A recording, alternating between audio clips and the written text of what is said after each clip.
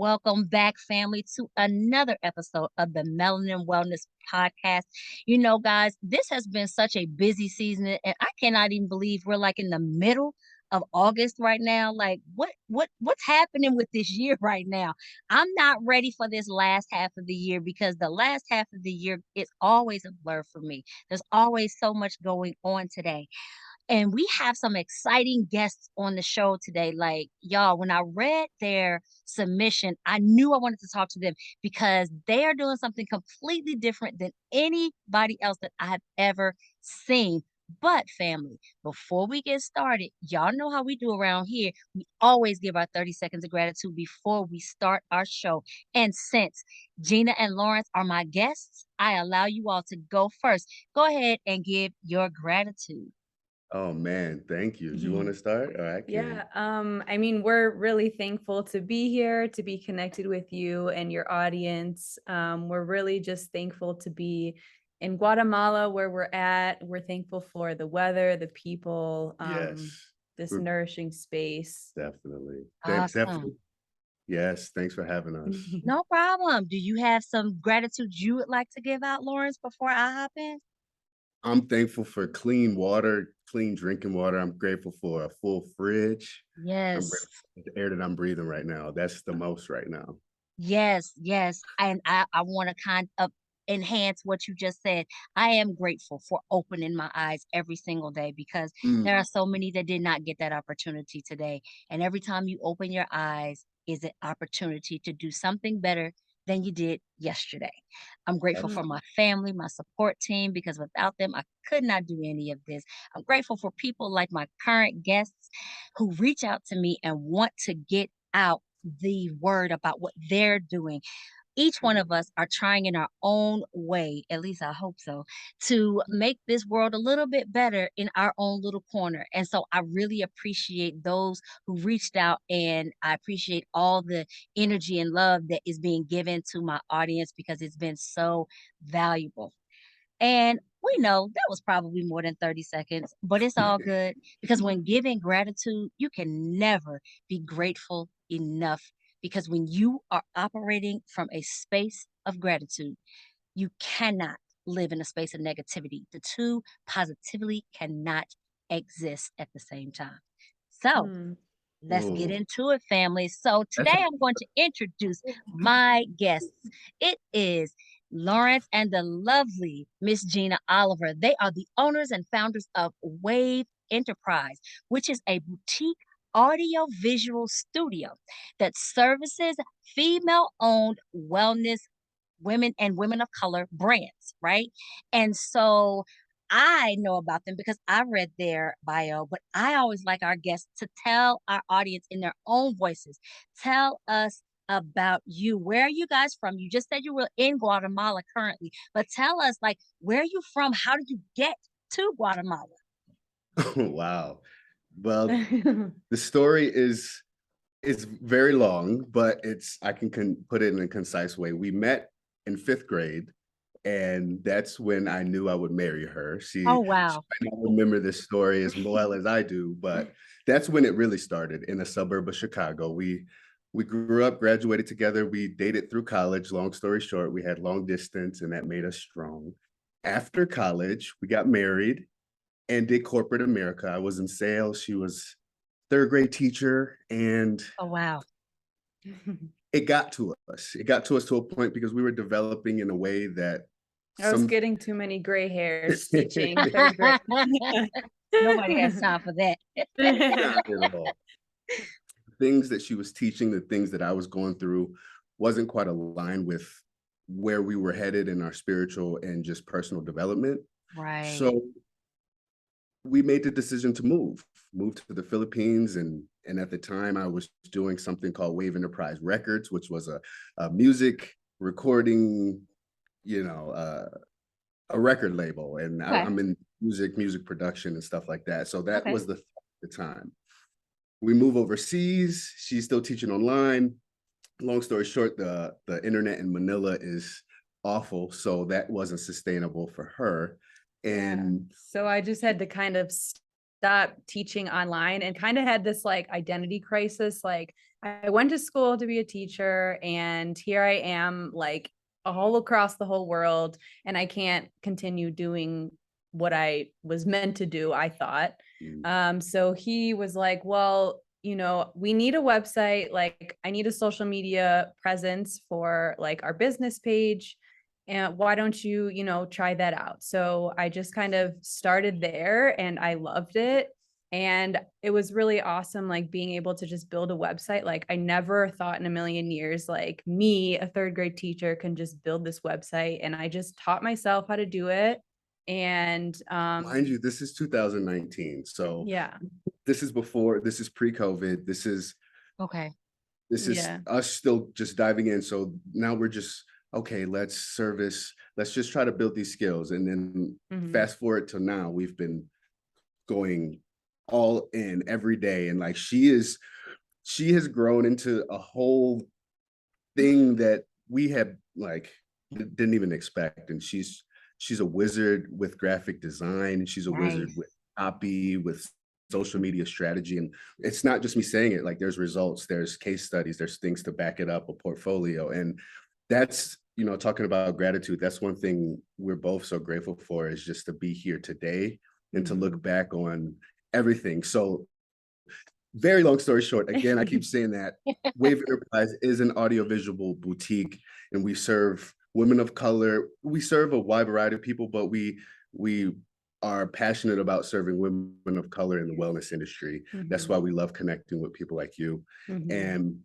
I kind we, of want to just say a little bit yeah, of piece about the, women in color aspect. I think when I was teaching, I saw a lot of minorities get treated a certain way, and it was really hard to, think about, well, how can I make a difference in their life? And even then, like, it's just, the odds were stacked up. So now we want to help those people, specifically in the wellness area too, because while we were traveling, we were really unlearning a lot about, money mindset and just like wellness in general. And like, Mm, living and being in Atlanta, that's where we're at, before we moved, there was just a lot of things going on that were negative, and yeah. we just had to like step back, and it took us to like move all the way across the world to realize like it's maybe not healthy, like the way I've been thinking, or the way, I think about money, or the Or way as a anything. Black man, I moved to the Philippines. I didn't even know I had this weight on me, but I see law enforcement overseas and I'm liberated. I don't have any, because they're like, Bob Marley, oh my gosh, they have these big shots, but they're so friendly to me. And in Atlanta, if you see the lights going there, yeah. I didn't know until, at least me personally, I traveled. I didn't know that that was something weighing on my mental health. And Right. A very different being, experience. Very different yes. experience. And for my audience, you guys can't see him, but he has these long dreads. So so that's where the Bob Marley reference would come from. But it's I'm quite sure that it's such a different experience, the culture there and the way that we're viewed when we're there. So I want to back up just a little bit before we start to get into this topic. I want to talk about the identity crisis piece. Mm, Mhm. Now, that happens to so many of us. We go into one field thinking that's our calling, and then life happens and our true callings begin to emerge. I went into technology. I'm a cybersecurity analyst. Like, mm, Wow. there's absolutely no correlation between the two. So, Mhm. and I remember going through an identity crisis when I made the conscious decision and said, you know what? This is not helping people. This is not serving people. So, Gina, can you talk a little bit about how that evolved, especially as a woman, because that happens to us as women in so many different ways. And I don't know if you guys have kids or not, but I have children. And I know Mhm. that when I had my children, I went through a whole different identity crisis. When I got married, I went through an identity crisis. I went through so many different phases of identity crisis because of all the changes. So, Gina, can you share a little bit with the audience about what that's like and how you were really able to pivot and overcome that identity crisis because that's something they really relate to. Mm, Yeah. So I mean, of course I went to school. I was in debt, paying back student loans. Mhm. The piece of me that was trying to like do this 360 was like low key just freaking out, because I'm like I'm looking at my husband like, okay, he has always been good with music. He also plays football. So like he has these things to kind of fall back on. And I'm just thinking to myself, well, what am I good at? Like what else can Mhm. I do? And I think a lot of times, like to anyone else listening to this who's like considering changing careers, like it's just like the fear of like, I don't know what else I can be good at, but if you just allow yourself to, be in that space of kind of vulnerability, I think something beautiful can come out of it and you can discover like so many different parts about yourself that you never knew were there. And I also had the piece of my family not being supportive. Um, for one, because we moved to the Philippines and they were like, "What in the world are y'all doing?" Um, it's and not safe. and for two, like they were like, well, you went to school for this, you're paying back your loans, all Yeah. these things. And I actually got to the point where I had to cut them off. Like I didn't speak to them for at least a year, which was really hard on my mom specifically, but it was just like necessary while I was Mm, going through this transition. Like I couldn't Mm. have anyone, even my family, in my ear, like mm. giving me negativity in any way because I was doing this thing and I had him, so that's all I needed. So, yeah. Yeah. Yeah, Can I I can Sure, go ahead, go ahead. and this is I know you're speaking towards women with the identity crisis too, but I played football in college Mm. and was at a Division 1 level, so there was some skill there, and I tried to play in the NFL, but not just me, a lot of brothers of mine. And when people have this talent, or if this is for me, I had an education in music, which was beautiful, a good background, two supporting parents. So I had things to fall back on, but I've had a lot of brothers who didn't have that. Right. And their identity crisis, oh, I don't have the NFL. Who am I? Like, what do I have? This is all that I'm good at, you know? Mm, Yes. And that's just a little piece that I went through that as well. And that was one thing that helped us get through hers is because I understood it and allowed that space for her to find wherever else she is, there's so many things that blossomed out of that, Yes. and I'm grateful that I was able to understand where she was and be there for her in that sense. Yeah, that's awesome, and you know what? It's funny that you said that because definitely men go through those identity crises all the time. And Mm, mm, with COVID, it caused a lot of men to go through that identity crisis because a lot of people lost their jobs, businesses shuttered, or lost mhm, their companies, and they had to pivot and figure out, okay, I've been doing this for 15, 20 years. What mm, now? And so, that definitely applies to everyone because there has been such a shift. COVID caused such a shift in mm, everyone's lives. Everyone had to figure out how to pivot. What do I do next? Like, and in a way, for me, I can't speak for everyone because I know that so many people lost loved ones and have suffered so much. And that's definitely not to discount any of that.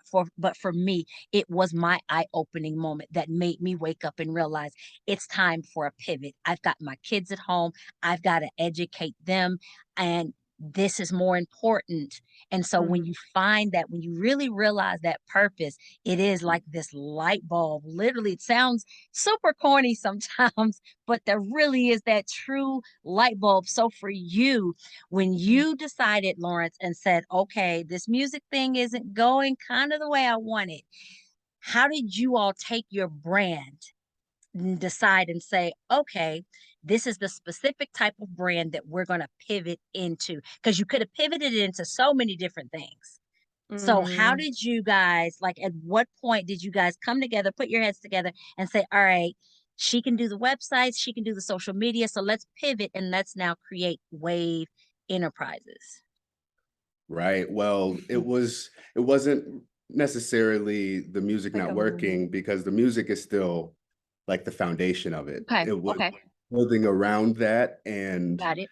offering because it wasn't just music production, there's audio engineering services, Got it. there's the social media piece. So when we came together, It was during it COVID was during when we were COVID. like, everyone's starting a podcast. Everyone's starting a podcast. Everyone, not just that, but everyone needs a social media presence for Yes. their business because everything's digital now. Everyone's inside online. So, Mhm. and we had everything already established before then to manage social medias, to do social media strategy, SEO optimization, to do the audio engineering piece for podcasting, for artists, for audiobooks, for all these things. Yeah. And then COVID was our like A blessing in the disguise. biggest blessing in disguise Yeah. because we were already set up before COVID, and then it's kind of like, It kind of pushed us even more forward. right. Yeah. So to answer your question, once she had the identity crisis and really started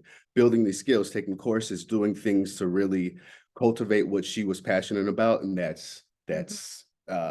that's scrapbooking, that's crafts. She's Oh, I so love good.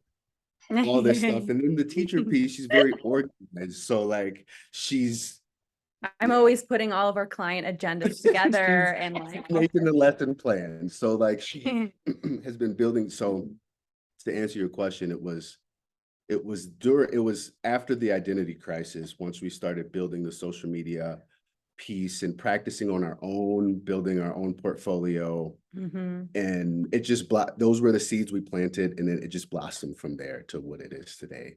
So And Awesome. yeah. And I was gonna add that like we did go through like as you can imagine like working together as a married couple, there were times where like we were like doing separate projects. So Mm, it was causing some friction. So we really had to like Mm, think about like, okay, really need to like narrow down who our target audience is, where we can offer them audio and like social media. So mhm. we can really be working together because yes. that's where the magic happens and that's how we're Yeah, good at working together. So, it kind of just came out of that. yeah. That's Yeah. really good. That's awesome. My husband and I partner on certain things, and it's always awesome working together because you get such different perspectives when Mhm, you're working together, and you can often someone else can see what you can't often see. But now I mhm. have a question because I wondered this when I was reading your profile. Can you tell our audience what exactly is conscious social media? Ooh, That's a good question. ooh, In our terms, conscious social media means everything you're putting out online is coming from your heart. It's not coming from a place of trickery or manipulation or, it's always full love and like full energy. You're putting your all out there and it's just being mindful in that way.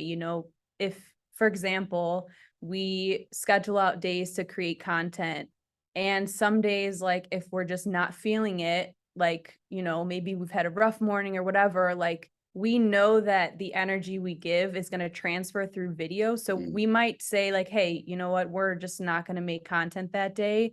And that to us is being mindful, and about, conscious. yeah, Let's just not put this out to put this out, even if, yeah, and not forcing I'd it. like to add on a technical sense, conscious social media is also if you have a brand and you have a strategy, each post consciously being put out with a goal. Mhm, If everything's aligned and what you're doing is really adding value and you believe in it, then mhm, 3 clicks to my website is a conscious goal. And, every post is strategically put and consciously intended to do something. mhm, Mm, And, both of our what we just said combined is what we believe what conscious meet social media is. mhm. And awesome. ultimately, the goal is to just help as many people as we can online. Like, Yes. that's mostly what we think of.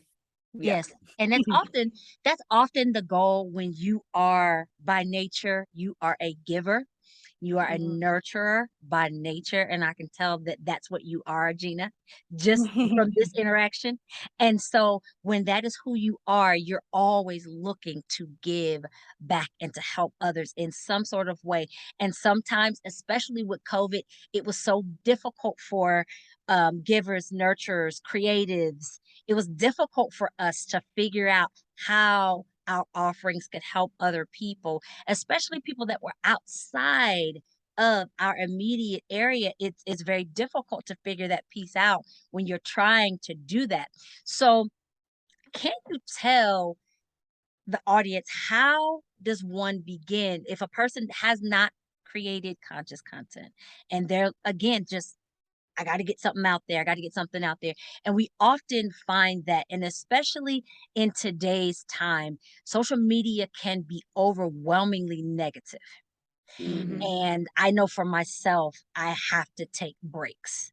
Every Mhm. single quarter, I take what is called my quarterly detox, where I Mhm. am completely dark online because I need that. I need to ground. I need to reshift because it's just so much like, even if you're not in that space, it's just Mhm. so much negativity that Mm. exists there. And there's a bound to be a little to creep in. So, how would one start on the path to creating conscious content? Like, where would they start if they have no idea where to start and they're like, I don't feel like my content's really reaching those that I'm really trying to reach? Like, where Mm. would you guys suggest that they start? Mm. Mm. Want me Go ahead, yeah. I would say that has everybody is unique. Mm, Everybody is a one of a kind. Never has absolutely. been here, never will ever be here. And I say start with that. Just figuring out who that is because Mm. oftentimes when things aren't connecting, it's because it's not authentic. It's not Mm. you. It's not you. And Mm, that's what, and if you're like, oh, I don't those people will find you. Those people will find you. Like Mm. start with that, absolutely. start with what you like, start with what you're passionate about. Mhm.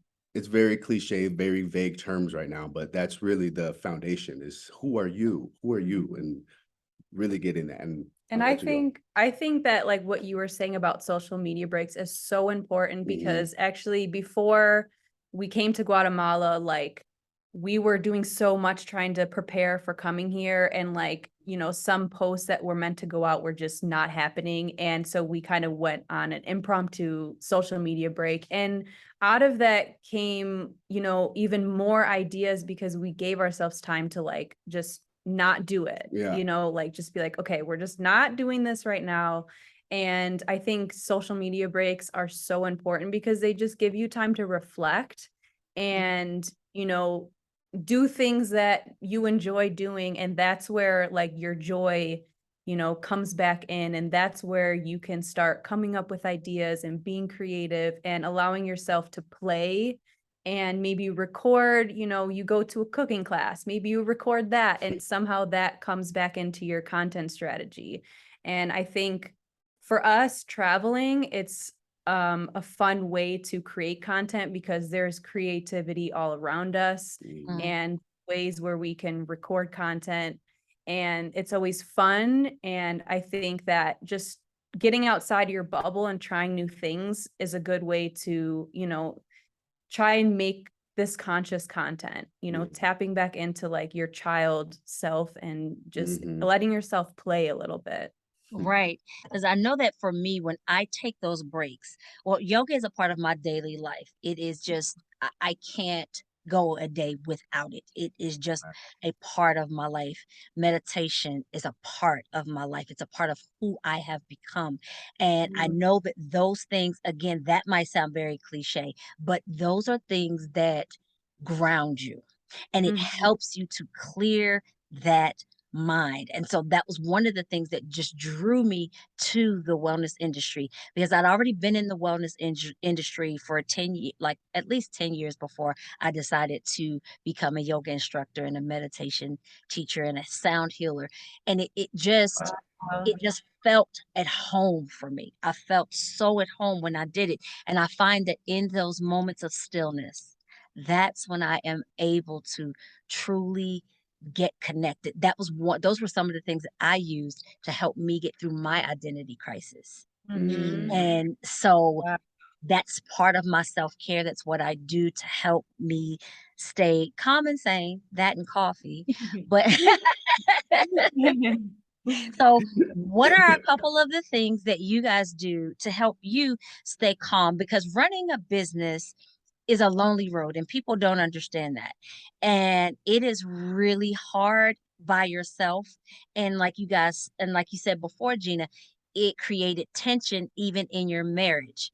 And so, what do you do to take care of yourself so that you can continue to put out that conscious content to really help make a difference to women of color who are in the wellness industry?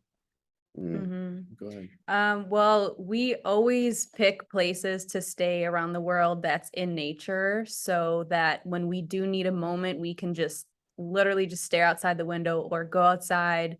We also travel with our cat, and she has been the biggest blessing to us because I feel like she just soaks up any negative energy that we have from us. And Mm. Or the environment. yeah, she's so Yeah. and so we really both use her as, to relieve our stress, just playing with her for a couple minutes. Yeah. Yeah. And just like you, meditation. We actually live on a yoga retreat with. Yeah, you would love it Yeah, here. it's amazing. We have it Uh, beautiful. It's beautiful. Like we'll send you pictures oh after the my show. God, I love that. Yeah. I'm gonna have to come visit y'all. 'Cause listen, that's my Yeah. jam. My kids tease me all the time and they say, Mom, we just scroll up and down your feed and you're always like, Namaste. They're like, they're like, Mom, come on. And it's so funny because they've seen two very different moms. And so Mm, seeing me in this chapter of my life has just been so interesting for them to watch. Now, I have a game Wow. I like to play with all my guests before they go. Are you go guys ahead. ready? Go ahead. Okay. All right. Ready. Absolutely. It's called this or that. It's very simple. So the first question is coffee or tea? Coffee. Coffee. Fluffy towels or cozy sheets? Ooh, say that again. Fluffy towels or cozy sheets? Oh, Cozy sheets. that's really That is hard. really hard, but mine is cozy sheets. I think mine's a fluffy towel. Wow. Okay, beach or mountain hike? Beach. Beach. Running or yoga? Yoga. Running. I'm sorry. I'm sorry. No offense taken. Fruits or veggies? Fruits. Fruits. Action film or rom-com? Action. Action. Wow. Read a book or watch a movie? Reading a book. Watch a movie. And the last one is art museum or history museum? Art museum. Ooh. I always History. get people with these. History. Those are good questions. Y'all, thanks for playing that game. So before we go, please share with the audience how they can reach out to you if they'd like to connect with you guys. And do you guys have any special events online, virtually, that are currently taking place that you would like to drop on our audience before we go? Well, he just released a song. It's called Another Life. You can Yes. find him at Trey Peace. TRESPEACE. Okay. And Wave Enterprise, the easiest way to connect with us is on Instagram. Mhm. That's Wave Enterprise, Wave, WAVE, Enterprise, just the E is shared, and that's Wave Okay. Enterprise. And just shoot us a DM, let Yeah. us know. Connect about travel or content creation or anything audio. Yes. Yeah, we're Yes. Oh, that here. is Thank so you so much awesome. for having us. Now, you guys, you know that All of this information is going to be in the show notes so that you will be able to reach out to our guests and connect with them. And like, listen, this was an awesome episode. Thank you guys so much for joining us here on the Melanin Wellness Podcast. Your story was so awesome. I thoroughly enjoyed listening. Guys, I can't wait to hear your feedback about this because they may have to be returning guests because I like while we were talking, like other questions formed. So again, thank you all so much for listening, family. Thank you to my guests, Lawrence and Gina Oliver. I love you all for listening, and I will talk to you guys again in the next episode of the Melanin Wellness Podcast. Until next time, family, be well.